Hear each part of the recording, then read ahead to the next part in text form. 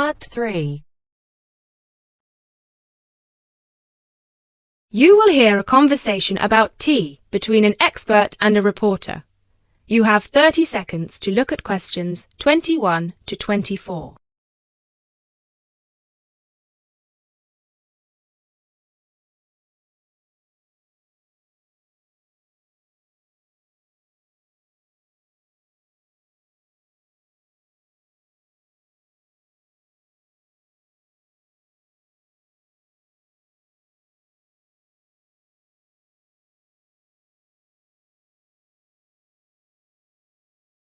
Hi, Jacob. Thank you so much for coming along today. It's my pleasure. I'm very intrigued about what a tea meditation entails exactly. Well, it's very simple, really. I think the first thing you need to keep in mind is that it is mostly about leaving everything that you have been thinking or worrying about today to one side. Really focus on the present moment. Oh, it sounds great. I certainly don't know very much about tea, and I'm keen to get started. But before you go into more detail, can I ask you what your favourite kind of tea is? Well, I think the kind of tea we are going to have today is my favourite. It is pu'er tea from Yunnan province in southern China. What makes this tea special? Pu'er is a dark tea. The regions of Yunnan, the north of Vietnam and Laos, have one of the best climates for growing tea in the world.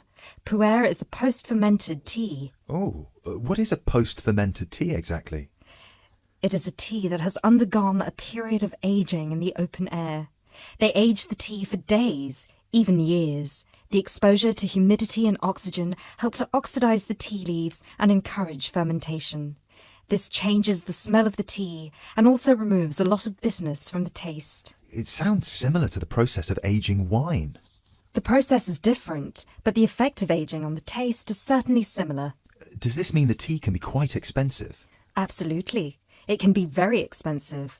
The tea is usually pressed into balls or cakes and sold. At one time, only tea enthusiasts cared about buying these cakes, but now many people have realised that they are an investment, and so buy them like they would buy gold, because the price goes up a lot over time.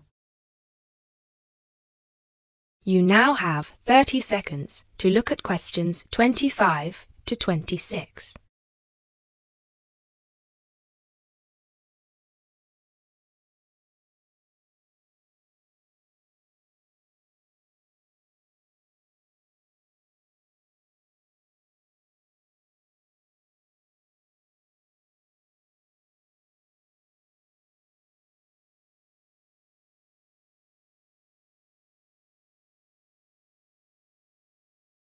So now I want you to focus on clearing your mind of anything other than this present moment.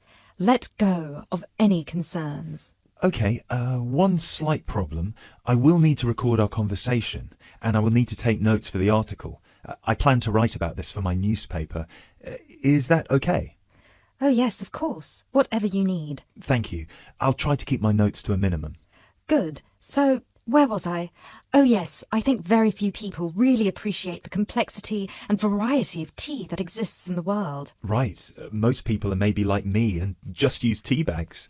Exactly. And with a tea bag, the tea is trapped inside and cannot move around freely. You can really taste the difference drinking a brewed tea that was free to move around through all the water. So, do you ever use tea bags? Never. You now have 30 seconds to look at questions 27 to 30.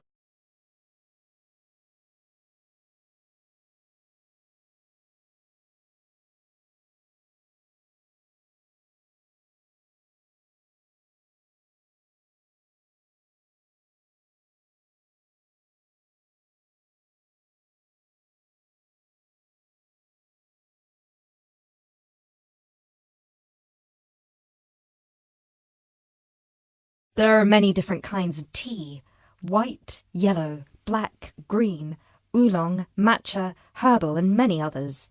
Each one has its own unique properties. To fully experience what each tea has to offer, you must brew it in the correct way. I also believe in only drinking tea that is picked and sorted by hand, rather than using mechanical processes.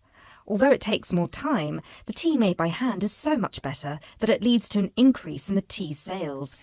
But in that case, surely if there is more interest in the tea And with a time-intensive farming process, this means there could be shortages because the demand is higher than the ability to produce it. There were shortages for a while, but then an artificial fermentation process was developed in the 1970s, which helped to speed up the fermentation times. As I mentioned, this process has an aging effect on the taste of pu'er tea that is very similar to the effect on the taste of wine that you get from that fermentation process, though for pu'er tea today, we're talking about that artificial process. How can they do this artificially? The farmers gather the tea leaves into a big pile, then cover it with a large sheet or tarp. They spray water on the tea every now and then, and therefore fermentation happens faster. Usually, the tea is left for 30, 45, 60, or even 90 days still. The farmer will check the tea every few days, and just by the feel of the tea, he knows whether it is ready or if it needs more time. Wow, that sounds like a fascinating process. I never realised that there was such a science behind producing tea. Well, now you are ready for the best part, the tasting of it. That sounds like a very good idea to me. So what I will do now is boil the water, and we can begin our meditation. What does that entail? We need to focus on only two things. The first is your mind and body. Forget everything that you have been worrying about today. Forget about what you have to do later on, or what somebody said to you earlier. Focus on your breathing and on how your body feels. If you have aches and pains, acknowledge them. Pinpoint where there is tension in your body and try to release it. Oh, yes, I can really feel tension in my shoulders. Let it go. Close your eyes if that helps. Take deep breaths in and out. Soon we will drink the tea. When you drink it, think about the taste and how it feels on your tongue. Is it easy to swallow the tea, or do you need to gulp it? Can you brew the tea leaves more than once? Oh yes, you can brew some teas more than 10 times. Now we will shift to noble silence, focusing only on ourselves and the tea. Enjoy.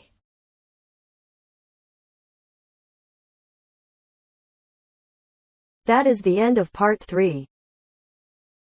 You now have half a minute to check your answers.